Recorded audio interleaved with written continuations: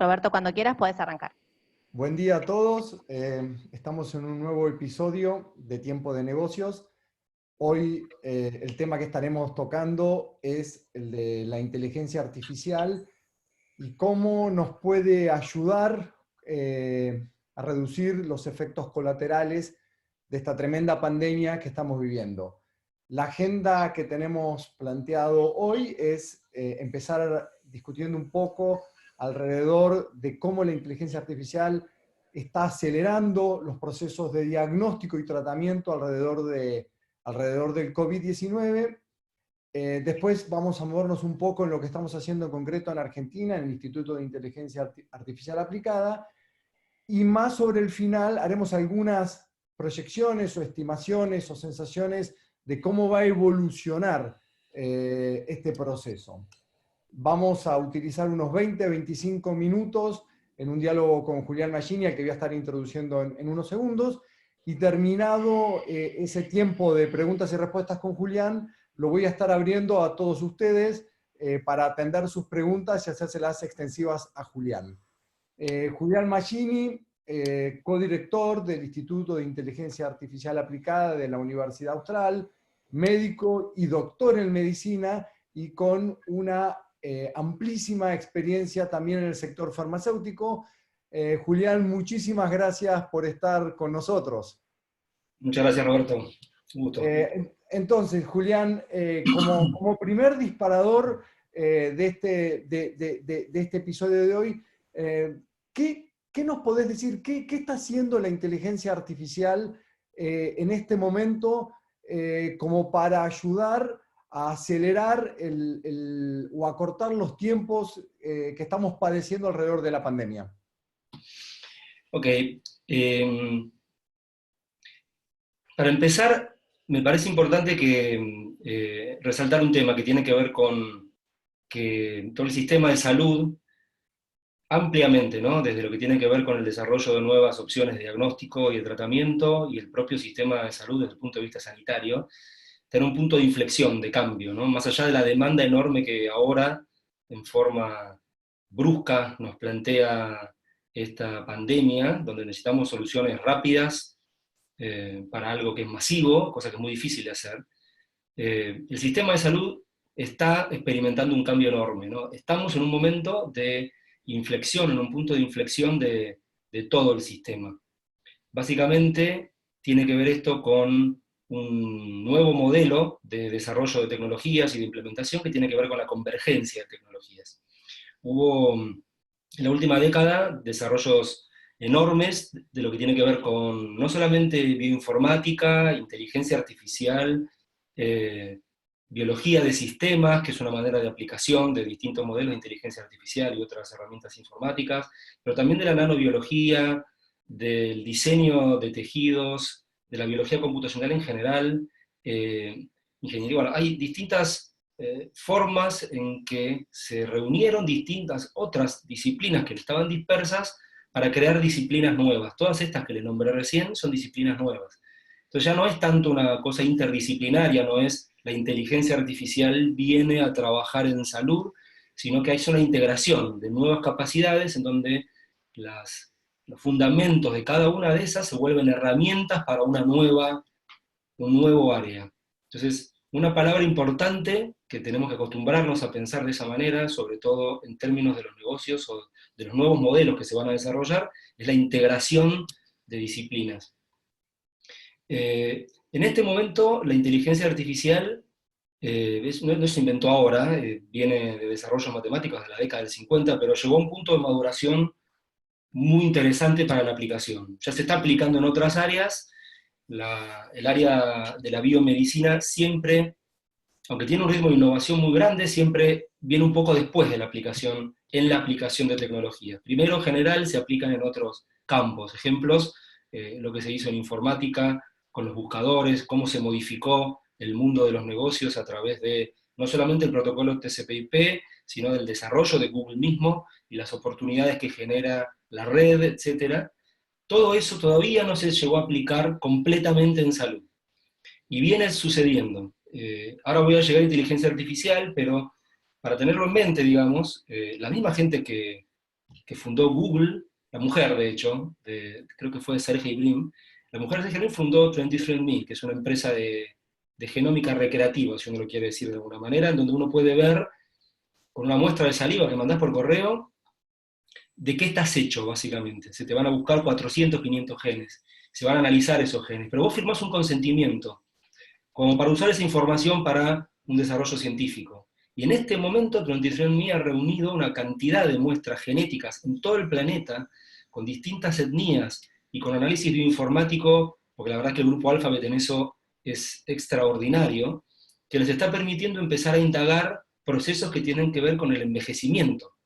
Cálico, por ejemplo, que forma parte del grupo Alphabet, del cual forma parte Google, hizo uno de los más grandes avances en envejecimiento de los últimos tiempos, encontrando un tipo de animal que no envejece, básicamente, y pensando entender los parámetros que hacen que envejezcamos, como para poder tratar el envejecimiento. Y eso lo hizo una empresa como Google, digamos, ¿no? El grupo Google. Entonces, las herramientas informáticas están empezando a aplicarse en salud. Inteligencia artificial está en un momento súper interesante como capacidad, porque salud está empezando a través de historia clínica informatizada, la trazabilidad de todos los datos de salud, los exámenes de laboratorio que son cada vez más amplios y cada vez bajan más los costos de ese tipo de exámenes, nos permiten tener una enorme cantidad de datos de salud que antes no teníamos. Y están todos cargados y muchos son accesibles. Hay bases de datos pagas, pero hay otras que son gratuitas. Lo que sucede ahora con COVID en particular es tenemos una avalancha los científicos, yo nunca lo vi en la historia de la ciencia, lo que está sucediendo ahora en términos de publicaciones, preprints, los preprints, o sea, hasta hace un tiempo, Roberto, vos lo sabés, publicaron en una revista peer-reviewed journal internacional, tomaba unos meses porque tus peers, tus pares, tenían que evaluar lo que vos estabas diciendo y hacerte preguntas para ver si lo publicaban o no. Y el editor se tomaba muy en serio si eso se iba a publicar o no. Ahora, Cold Spring Harbor, allá en Estados Unidos, tiene desarrollado hace un tiempo los archives, se llaman, ¿no? Entonces tenés chemarchive, bioarchive, medarchive, en donde vos haces un preprint, en más o menos 12 horas sale publicado lo que vos mandás, ¿no? Y se aclara que no es peer-reviewed. Nosotros publicamos hace poquito en el Instituto de Inteligencia Artificial, en el peer-reviewed, un análisis que nos tomó un tiempito, utilizando herramientas de Quantum Mechanics,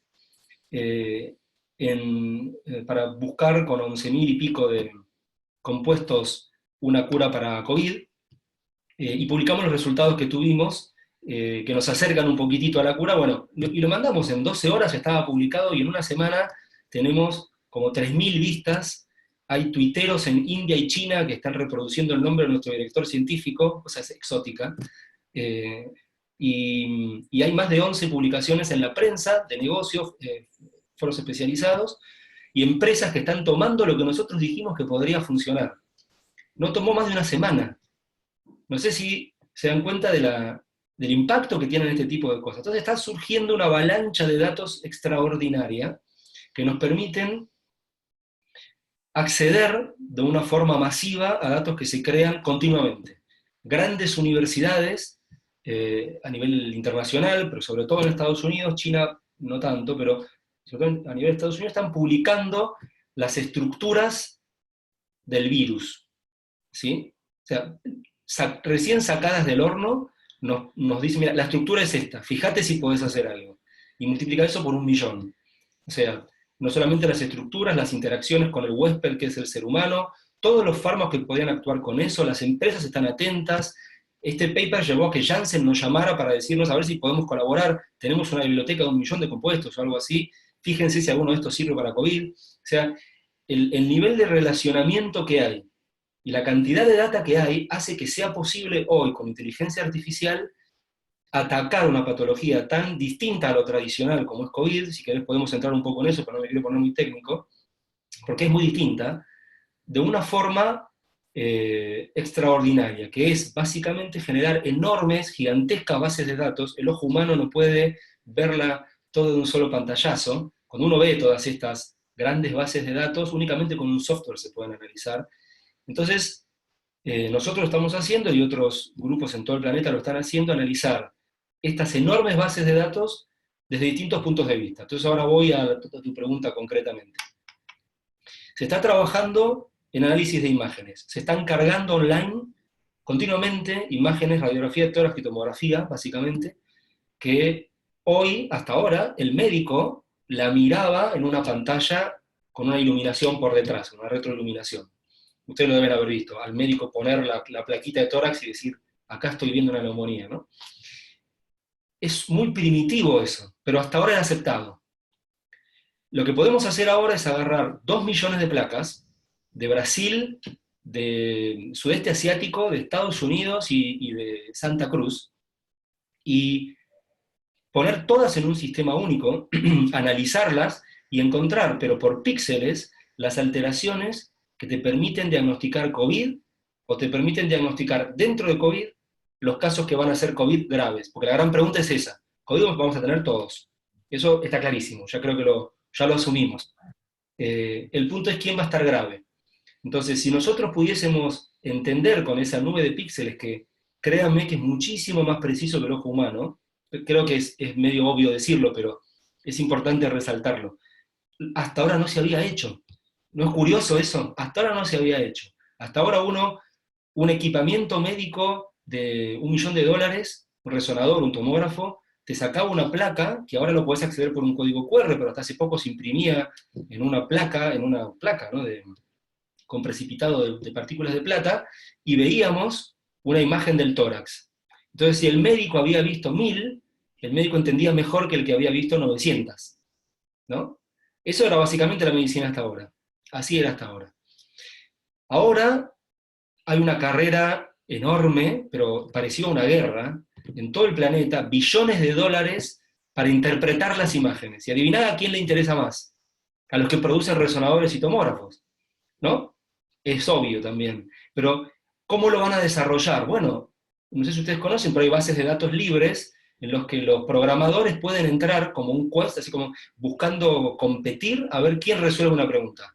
Es un gran driver para, por ejemplo, en el área de software, para seguridad, para cybersecurity. O sea, las grandes cosas de cybersecurity se hicieron por este tipo de ganchos que uno le pone a la industria del software, porque se sabe que un chico en Corea de 16 años capaz descubre el modo de predecir a dónde va un misil más rápido que el gobierno de Israel. Porque en realidad está tan accesible la información para desarrollar y diseñar ese tipo de programas que no se trata de que estés en un gran instituto, se trata de que tengas la idea. Entonces, han salido, a través de este tipo de concursos, grandes soluciones para el cybersecurity. De hecho, Australia ganó el mundial de esto, el mundial internacional, ¿no? de esto, cybersecurity.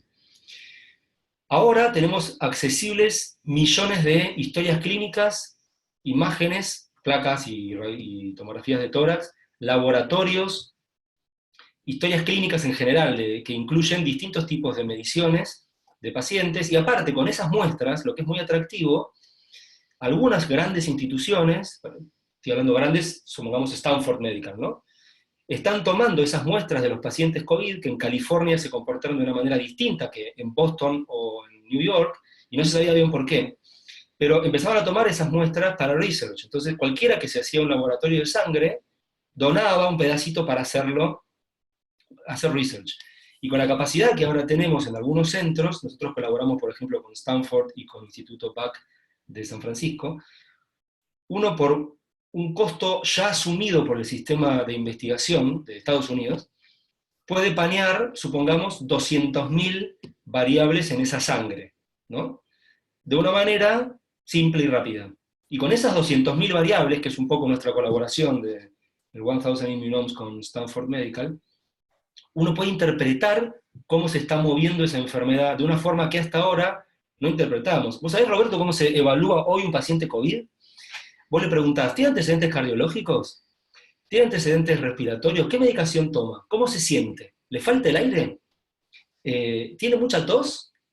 Después, si te responde que sí a unas cuantas de esas, bueno, vamos a hacer una placa de tórax, ¿sí? Que básicamente la inventó Röntgen hace como 200 años en Alemania, y seguimos haciendo lo mismo, y le ponemos un aparatito que con luz infrarroja te mide qué porcentaje tenés de oxígeno en sangre, o sea, cuán oxigenada está tu hemoglobina. Y empezaban a salir algunos papers ahora que dicen, sorprendentemente, pacientes que responden que no a todo, cuando le hacemos esto, el aparatito, la oximetría, tienen 80% de oxígeno en sangre, y la chance de que se muera se multiplica por un orden de magnitud. O sea, ese tipo sube del 80% de riesgo de mortalidad. Y es muy curioso, porque la verdad, hasta ahora nadie nos respondía que no tenía falta de aire con 80% de oximetría. Esos son los papers primeros que salieron, así de primitivo, Roberto, está la medicina hasta ahora. Ahora, se está empezando a cruzar toda esa data. Entonces, un científico de Nueva York nos dice esto. Y otro de China dice, sí, nosotros encontramos lo mismo, pero aparte encontramos un bolsillo. Un bolsillo quiere decir una estructura, un bolsillo, como si fuese algo que le puede entrar, un bolsillito en la molécula de hemoglobina que parece que tuviese que ver, que pudiese ser llenado por una partícula del virus. Yo no sé si el virus no interactuará con la hemoglobina desplazando el oxígeno. ¿Sí? Lo dijo en BioArchive, esto que yo les contaba de preprint. Bueno, en 12 horas todo el planeta estaba discutiendo sobre la molécula de hemoglobina. Julián, en esto que estás diciendo, llevar estos avances científicos al diagnóstico concreto, ¿cómo se está dando ese paso? ¿Con qué velocidad se está dando que cualquiera de nosotros pueda ser diagnosticado más rápido? ¿Cómo se está viendo eso? Todavía está o sea, el mundo tiene que tener, a ver, nosotros necesitamos tener cierta certeza de lo que estamos, no podemos ser temerarios cuando vamos a tratar a un paciente.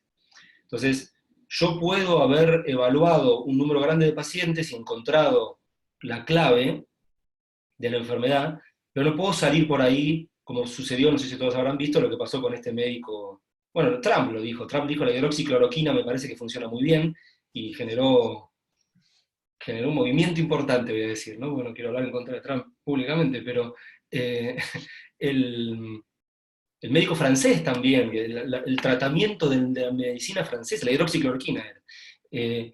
Cuando uno se apura y declara muy rápido una nueva modalidad de tratamiento, tenés la posibilidad de que millones de personas se equivoquen junto con vos, y que de ese millón se te mueran 100.000.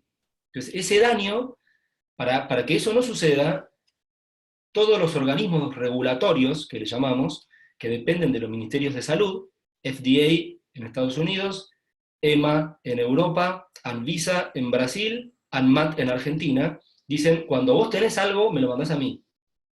Y antes de abrir la boca y tener un claim, decir, yo con esto puedo curar no sé qué cosa, vos me tenés que mostrar lo que tenés para ver si lo tenés suficientemente documentado. Y si nuestros científicos opinan que sí, entonces podés salir a hacer ese claim. Entonces, ahora se están desarrollando y ya se han desarrollado, y yo tuve oportunidad de conversar con gente que está en California y en UK también, y que han encontrado la manera de interpretar imágenes para predecir la actividad de COVID. Y la verdad es que tiene una accuracy de 98% más o menos sobre la neumonía de COVID. Mucho más alto que cualquier humano y con una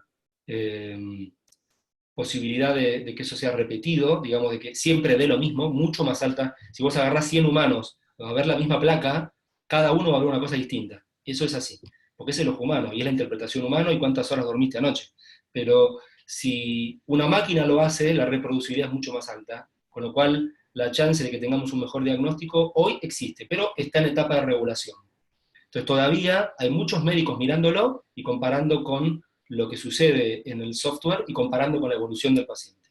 Está sucediendo, yo estimo que, si vos preguntabas por tiempos, dentro de los próximos meses vamos a tener la capacidad de analizar mejor imágenes, y eso lo interesante es que como es AI, como es un software, si esto lo descubre, no sé, el Children's Hospital de Massachusetts, y nosotros hacemos un acuerdo, nos lo mandan mañana. Podemos acceder a la nube o colgar nuestras imágenes en la nube y que nos lo interpreten ellos. O sea, la velocidad de cambio que pueden tener como impacto uno de estos softwares basados en AI es la globalización al instante.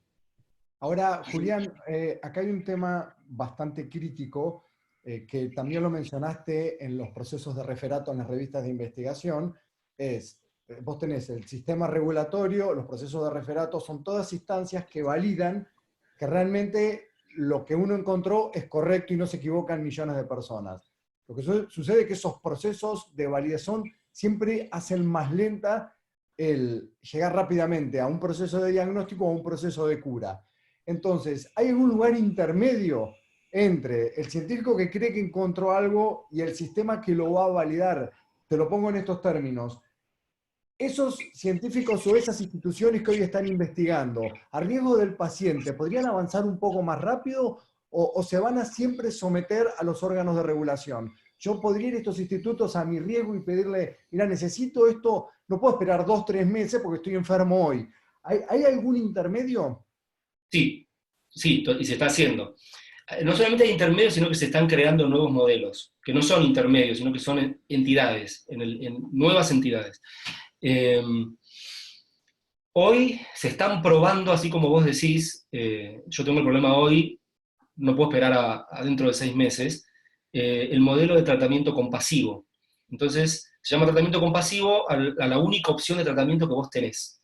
¿Sí? Cuando vos no tenés opción de tratamiento y no podés esperar, entonces podés entrar en un régimen de compasivo. Lo que hoy tenemos hasta el momento, más allá de las pruebas, son tratamientos compasivos en COVID.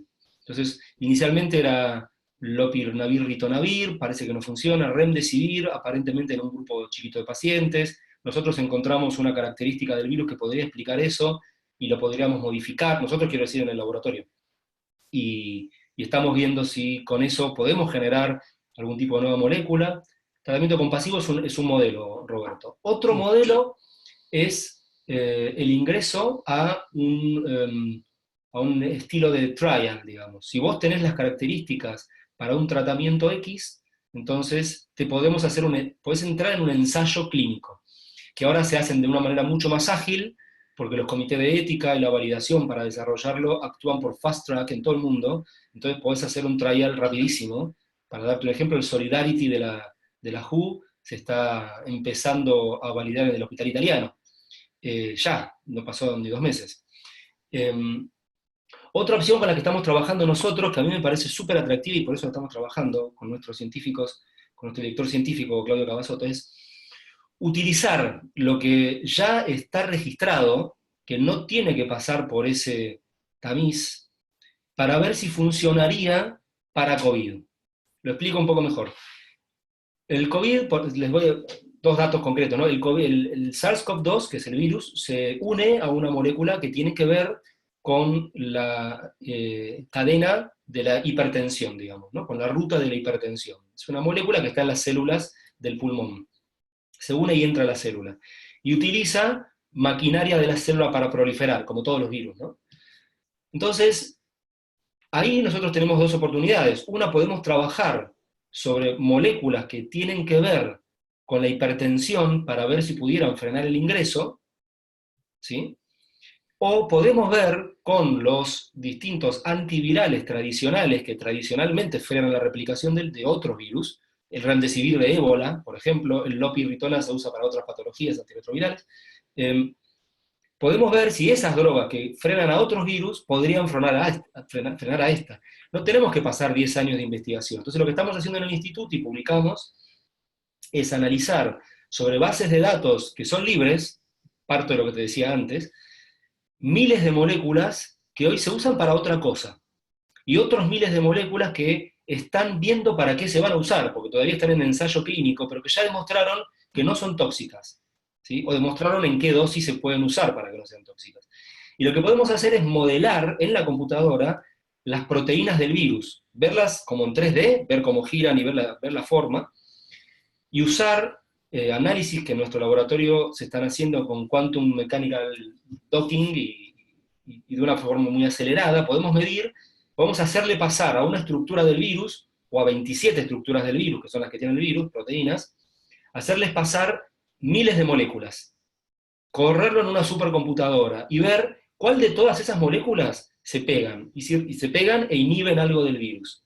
Si eso sucede, supongamos que encontramos que, no sé, que el losartán, que el 60% de la población argentina lo toma después de los 65 años, que baja la presión y funciona bien, y encima hace un montón de otras cosas buenas que no sabemos cómo las hace, pero las hacen. A ver si el losartán, supongamos que se pega, no podría servir para frenar el virus. Entonces, ¿cómo haces ese trial? No es tan complicado. Agarrás un montón de gente que tiene COVID, otro montón de gente que tiene COVID, lo separás en dos, a uno le da losartán y al otro no, y si funciona, tenés un tratamiento. Y eso lo podemos hacer en una computadora en 3 semanas.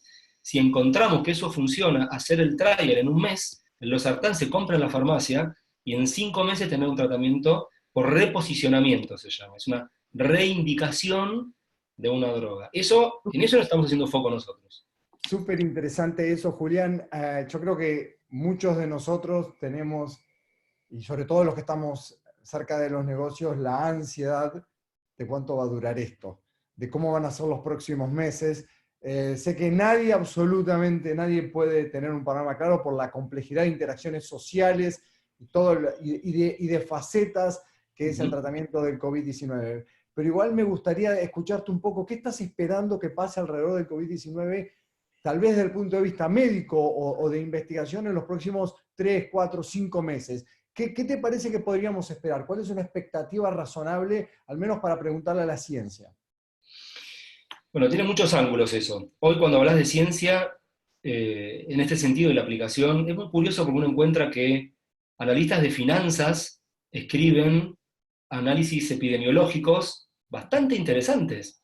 Entonces, esto que yo te decía antes de la convergencia de tecnologías, puede que cambiemos un poco la manera de pensar a lo que estamos llamando ciencia, ¿no? Pero bueno, eso es una adquisición filosófica, si querés. Lo que yo estoy viendo es que la evolución extraordinariamente rápida, históricamente rápida, esto no se dio nunca en la historia de la ciencia. Lo que se está publicando, la calidad de lo que se está publicando, la manera en que se forman colaboraciones internacionales. Roberto, hoy nosotros llamamos a Cambridge y nos atienden y nos dicen, ¿qué necesitas? Llamás a Rutgers allá en Nueva York y dicen, colaboremos. ¿Qué está pasando en Argentina? Llamás a Miami y te dicen, pero por favor, te mando por VPN la clave para mi supercomputer, qué sé yo, y usala, por favor. Si encontrás una cura, contame. Entonces, lo que yo estoy viendo es que es un paradigma nuevo de colaboración. Me encanta este paradigma nuevo de colaboración. Está rompiendo las barreras de esto es mío, aquello es tuyo, cuánta plata, a ver a quién le asignamos la plata. Acá es cuestión de que la humanidad se tiene que salvar de alguna manera de eso, y esto no se puede transformar en, ¿cómo se llamaba? Soy Leyenda, esa película. No podemos recorrer la calle de Nueva York con elefantes corriendo dentro de 2 años. O sea, tenemos que salir a la calle de vuelta. Entonces, la pregunta nos permitió romper barreras desde lo económico. El gobierno americano está otorgando a través de DARPA y todas estas instituciones que los militares usan para paliar grandes catástrofes, en donde te dan $500 millones para que vos, no sé, cures la guerra bacteriológica. Te están liberando en cuestión de semanas, si vos te postulás con un two-pagers, un fondo de un par de millones de dólares, para ver qué podés hacer, y no importa dónde vivas. Entonces, desde ahí yo te puedo decir que la oportunidad de probar lo que puede hacer los humanos todos juntos es muy interesante. Va a cambiar un montón de cosas a partir de acá. Yo creo que vamos a entender que la colaboración es la base de algo nuevo, que es importante. Me parece que los modelos de negocios van a ser distintos, enfocándose en lo que está pasando ahora en farma sobre todo. Vamos a empezar a entender que hay que moverse de una forma distinta para ir más rápido, porque si no, no llegamos. Y lo que veo, ahora yendo a lo práctico, creo que vos me preguntabas algo más concreto, ¿no? Pero yendo a eso... Voy con lo que la gente tiene en la cabeza, Julián, que sí, quieren sí, sí, no, tiempo. está perfecto. Quería hacer esta statement como para decir, mira, el juego está cambiando y lo que yo diga puede cambiar en 15 horas, ¿viste? Porque estamos remodelando la manera en que hacemos ciencia y que hacemos negocios también en este sentido. Entonces, todo puede cambiar. Lo que yo veo es que se están desarrollando, o sea, se están diseñando, escalando y produciendo tratamientos que podrían servir y siendo testeados de una manera tan rápida que muy probablemente dentro de unos meses, te puedo decir eso, dentro de ese lapso, podamos encontrar, si no es una droga, un combo de drogas, como fue con HIV, el combo, que ataque por distintos lugares al SARS-CoV-2 y mejore la evolución del COVID. Eso es esperable. estamos desarrollando vacunas en tiempos récord, pero increíble lo que está sucediendo. Empresas como Moderna, del Hub de Boston, está desarrollando una vacuna, lo mismo que Janssen, vacunas a ADN, digamos, a través de virus, etcétera, que podrían ser game changers para no solamente este virus, sino para el COVID-20 cuando llegue, porque va a llegar. Y el H1N1 va a llegar también.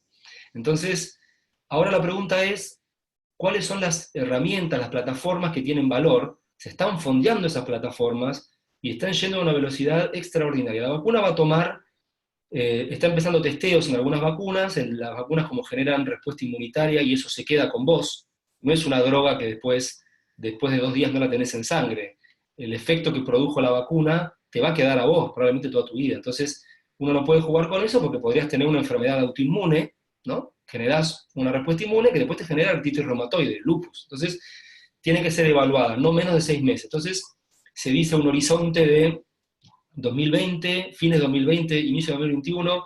Mi expectativa es que nunca se generó un tratamiento que salió y llegó en el primer tiro, digamos. El Remdesivir era la cura de todos los males, y la gente decía, listo, ya está, ahora se acabó, era nuestro nuevo Celtamivir. ¿Se acuerdan de los Celtamivir, el Tamiflu? Bueno, no funcionó tan bien. Probablemente las vacunas tengan algún ida y vuelta. Yo creo que dentro del próximo año va a haber alguna respuesta. Y lo otro es que vamos a poder empezar a medir quiénes ya fuimos contagiados por COVID, que somos mucho más de los que sospechamos. Y en la medida en que seamos más de los que sospechamos y podamos medir que tenemos anticuerpos contra COVID en sangre, con lo cual ya somos inmunes, ¿sí? Nos van a permitir salir a la calle. Y va a haber una reactivación. Entonces, en esa reactivación, yo creo que va a haber como una resignificación de lo que son las cadenas de valor, y vamos a empezar a encontrar que los negocios cambian con ese grupo de gente que ahora sí puede salir. Probablemente sean los más jóvenes, en áreas específicas, probablemente todo el mercado tenga como un shift a procesos más informáticos que presenciales, en general, no estoy hablando de educación, estoy hablando de lo que se te ocurra. Y también una diversificación y una generación de nodos productivos, más que un engranaje en un solo edificio, o sea, vaya a cambiar mucho todo eso. Pero me parece que podemos esperar que en el próximo año haya muy grandes noticias, y en los próximos meses probablemente descubrimientos muy interesantes, que sean innovación ya, research. Estás hablando de meses para tratamiento, años para vacunas, año en adelante para vacunas, es decir, como algo rápido. A ver, has dicho un montón de cosas súper interesantes y hay una lista muy grande o bastante larga de preguntas. Entonces, Ceci, yo no sé si las querés gestionar. Dale, Roberto. Sí, por supuesto. Te hago la primera consulta que va hacia Julián. En tu experiencia, ¿cuán difícil es dialogar con científicos sobre este tema? Bueno, esa es una pregunta muy interesante. En este momento, lo que se venía gestando como economía del conocimiento, startups tecnológicas, empresas de base tecnológica, las CBTs, se aceleró muchísimo.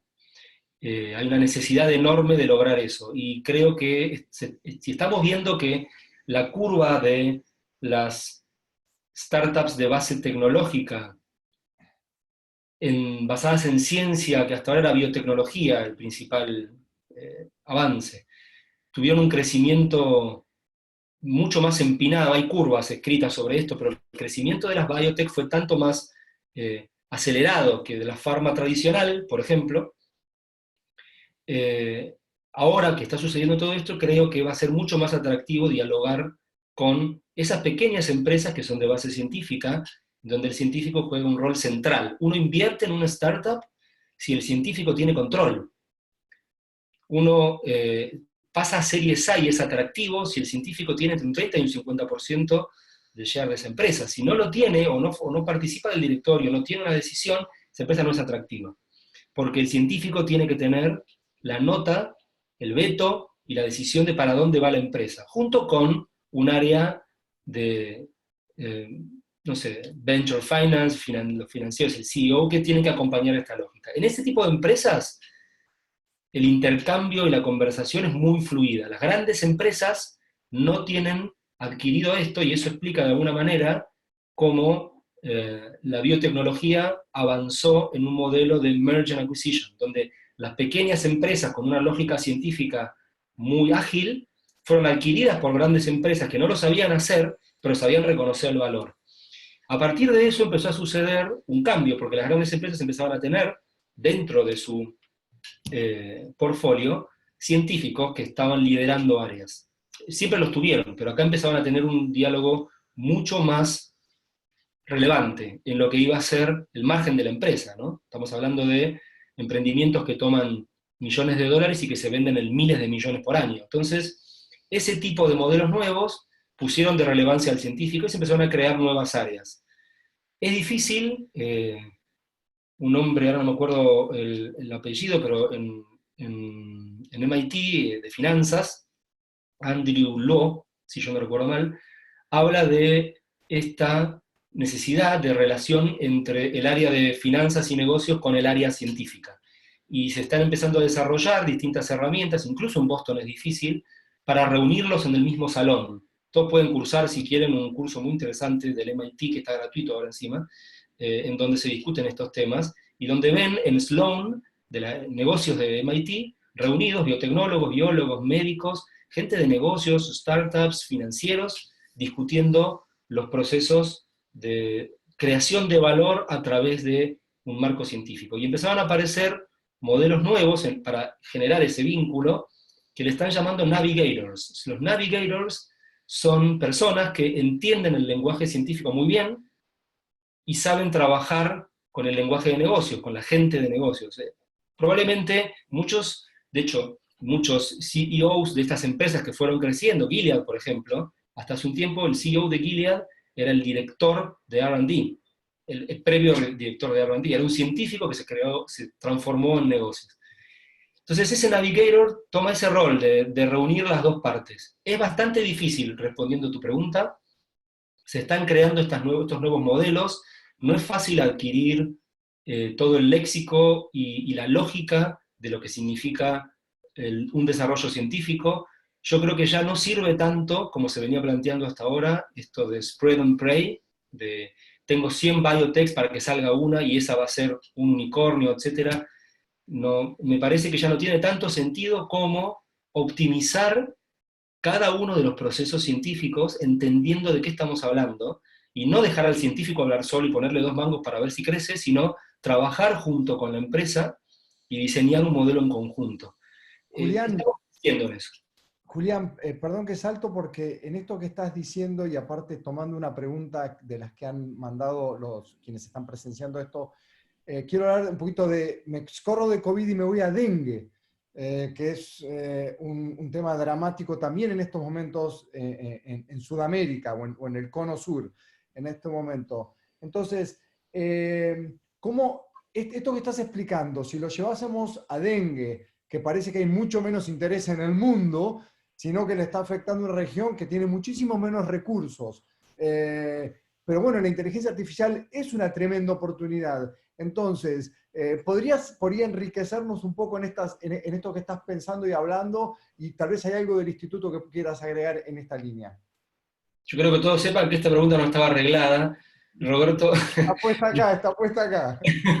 me preguntaste algo muy particular y que me parece que es también interesante discutir. Estoy totalmente de acuerdo. Las neglected diseases en general, si querés empezando por dengue, pero no es la única, hay muchísimas, y si ustedes ven el abordaje que están teniendo los fondos de impacto, Bill and Melinda, por ejemplo, en ese tipo de estrategias, es muy, muy interesante ver cómo está desarrollándose. Bill y Melinda con la toxoplasmosis africana, lo que pasó con ébola también. Dengue en particular, dengue, Zika es muy importante también, todavía no lo vemos porque no nos toca, pero en algún momento va a pasar, nos va a llegar Zika. Y Brasil está poniendo muchísimo dinero a través de Fiocruz, USPI, etcétera, para desarrollar capacidades en este sentido.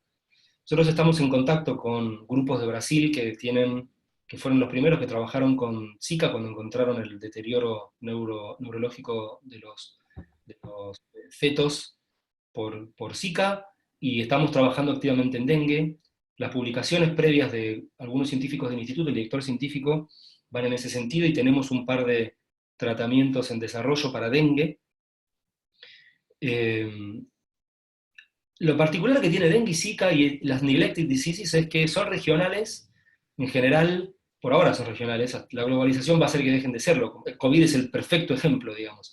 El MERS fue regional, COVID-19 es internacional. La diferencia entre MERS y COVID fue la tasa de replicación del virus y la capacidad de infectividad. Entonces, el día que mute dengue o mute Zika, quién sabe hasta dónde llega. Te estoy dando un ejemplo, ¿no? Pero ponerle que se pueda reproducir en cualquier mosquito y no solamente en el Aedes, ¿no?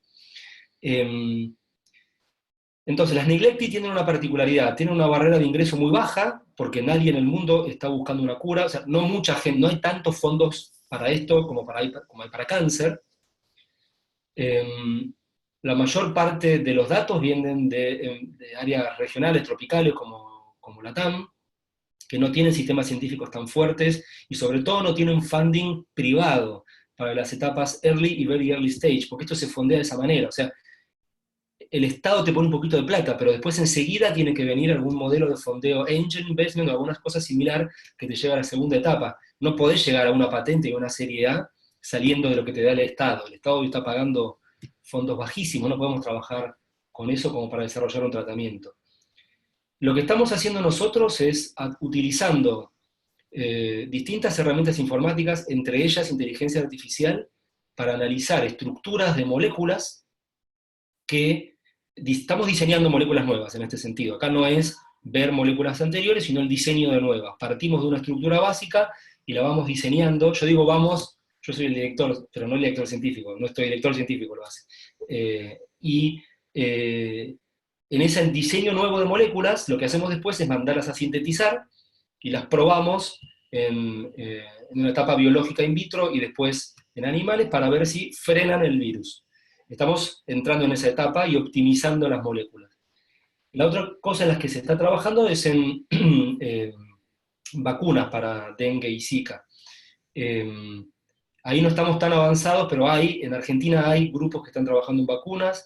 Nosotros, con la Unidad de Vinculación Tecnológica de la Universidad Austral, que yo también represento, estamos trabajando con grupos de Argentina que están empezando a desarrollar esas capacidades de vacunas para dengue y Zika, vacunas a terapia génica, digamos, ¿no? Son virus recombinantes que expresan pedacitos de estos virus, dengue, Zika, etc., y generan una respuesta inmune, que es muy importante acá, que claramente es muy importante, es que, sin meterme en tecnicismos, la respuesta inmune puede ser peor que la enfermedad, porque se ha visto con las vacunas previas de dengue, que si a vos te vacunan para un serotipo y te pescás el otro serotipo, podría llegar a desarrollar anticuerpos facilitadores, ADE se llaman, que aumentan la replicación del virus y el segundo evento tuyo sea un dengue hemorrágico. Entonces, es muy importante, y lo que estamos haciendo entonces es un trabajo muy inteligente, queda feo decirlo,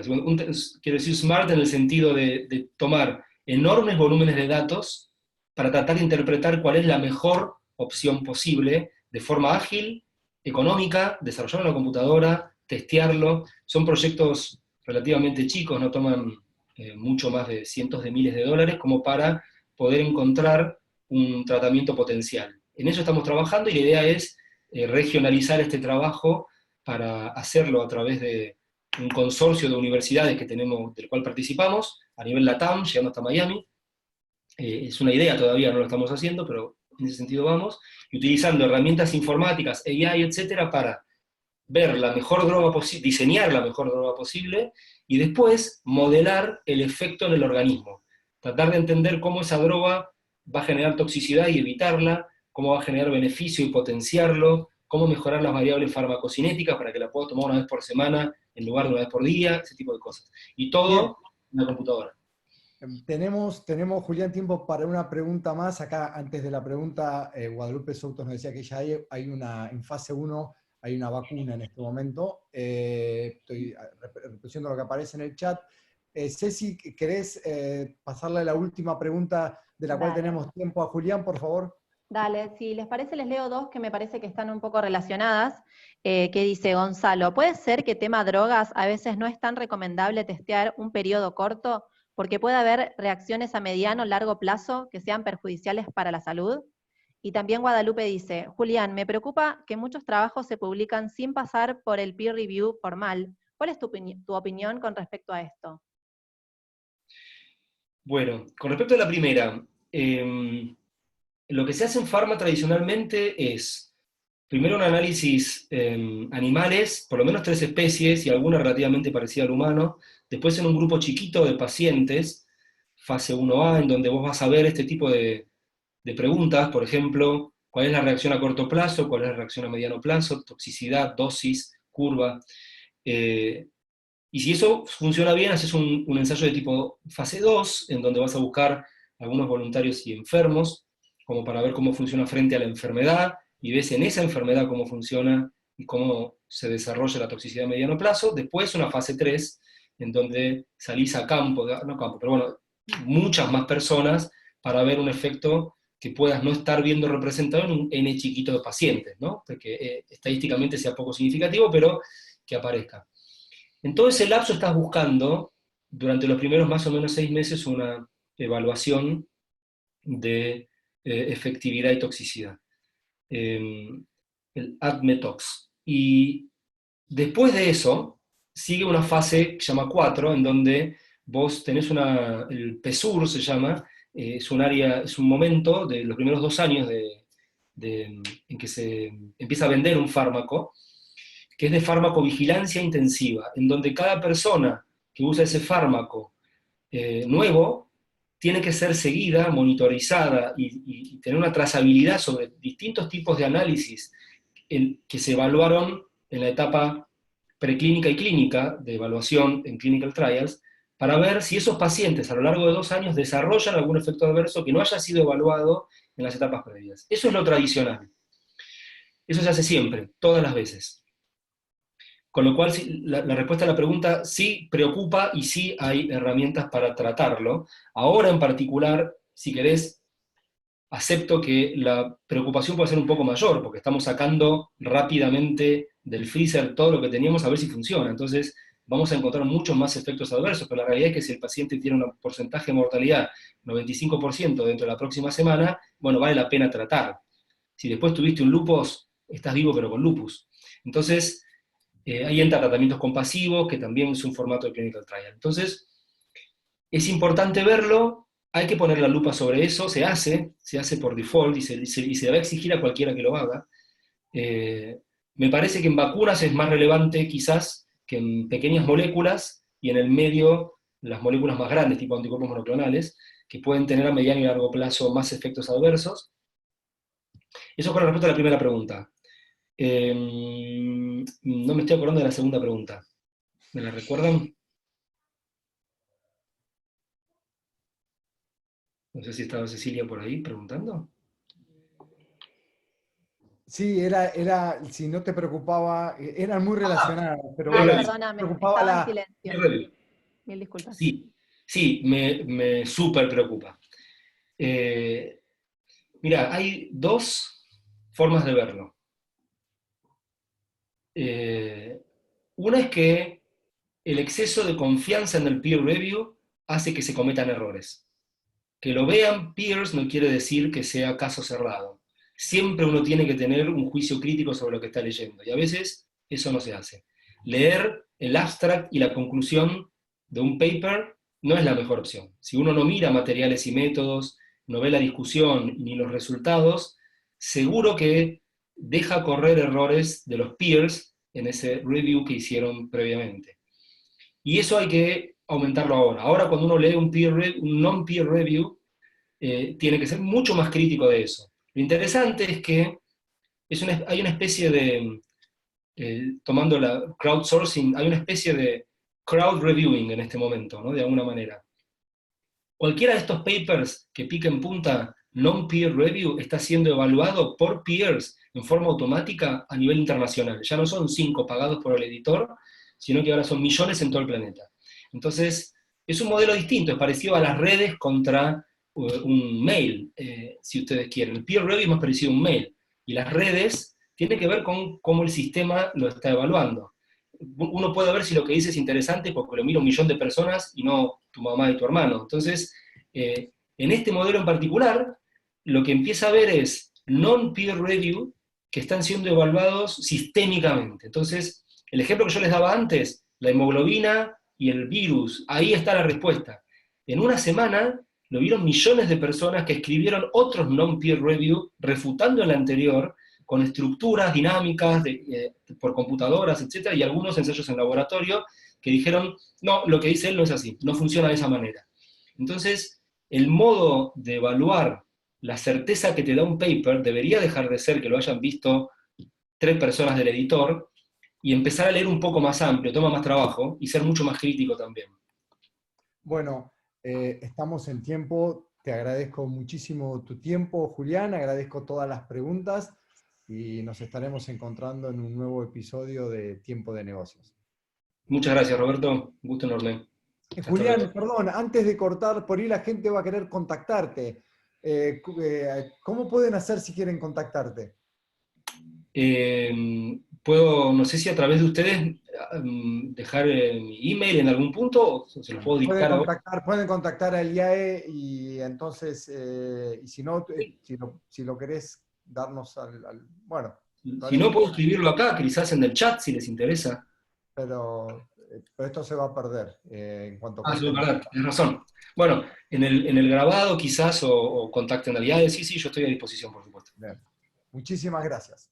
Un gusto.